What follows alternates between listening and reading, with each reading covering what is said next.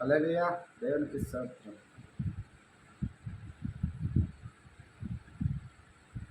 సామెతలు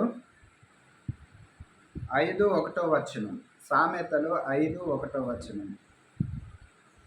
నా కుమారుడా, నా జ్ఞాన ఉపదేశముకు ఆలకించుము, వివేకము కలిగి నా బోధకు చెవియొగ్గుము.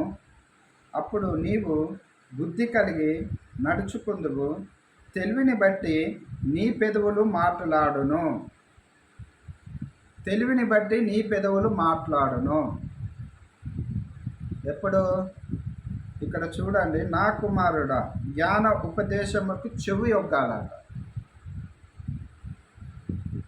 దైవజనులు బోధిస్తున్నప్పుడు, సేవకులు బోధిస్తున్నప్పుడు, మందిరాలలో అక్కడక్కడ మనం వాక్యం వింటున్నప్పుడు ఆ వాక్యానికి చెవి యొగ్గాలి. చెవి యొగ్గి హృదయం అనే పలక మీద రాసుకోవాలి, వీటిని నెమరేసుకోవాలి. మరి జ్ఞాన ఉపదేశంలోకి అవి మనకి అభివృద్ధినిస్తాయి. తెలివికై మంచిది. అన్ని రకాలుగా కూడా ఎన్ని భావాలు ఉంటుంది అని అంటే, ప్రియమైన దేవుని బిడ్డలారా, 2వ వచనము, ఇప్పుడు నీవు బుద్ధి కలిగి నడుచుకుందువు, తెలివికై నీ పెదవులు మాట్లాడును.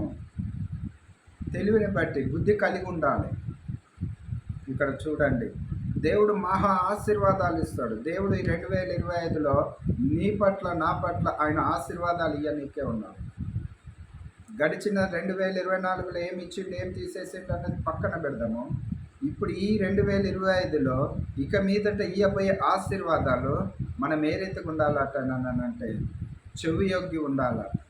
ఆయన బోధకి మనం బయటి మాటలకి చెవి యొగ్గుతాము, బయటి మాటల్ని మర్చిపోకుండా మన హృదయాలలో దాచిపెట్టుకుంటాము.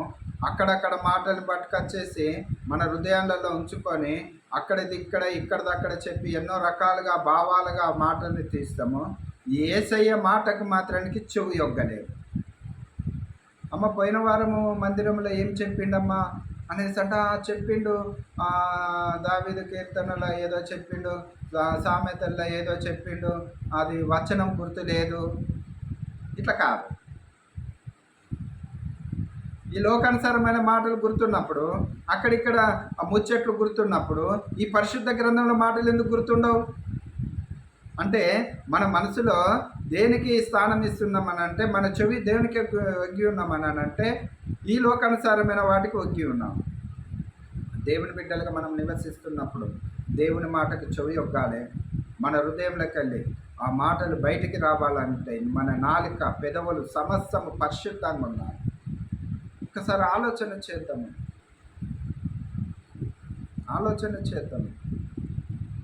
ఇక్కడ అంటున్నాడు కదా,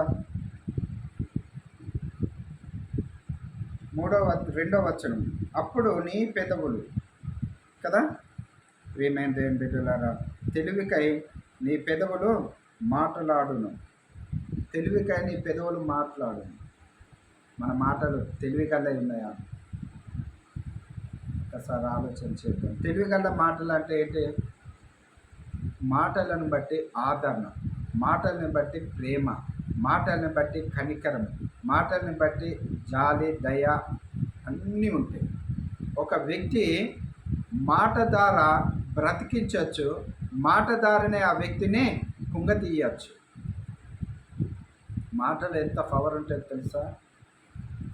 అందరించి ఒక పాట ఉంటుంది, నీ మాట చాలయ్యా, నీ చూపు చాలయ్యా, నీ నీడ చాలయ్యా, నీ ఉంటే నాకు చాలు యేసయ్యా,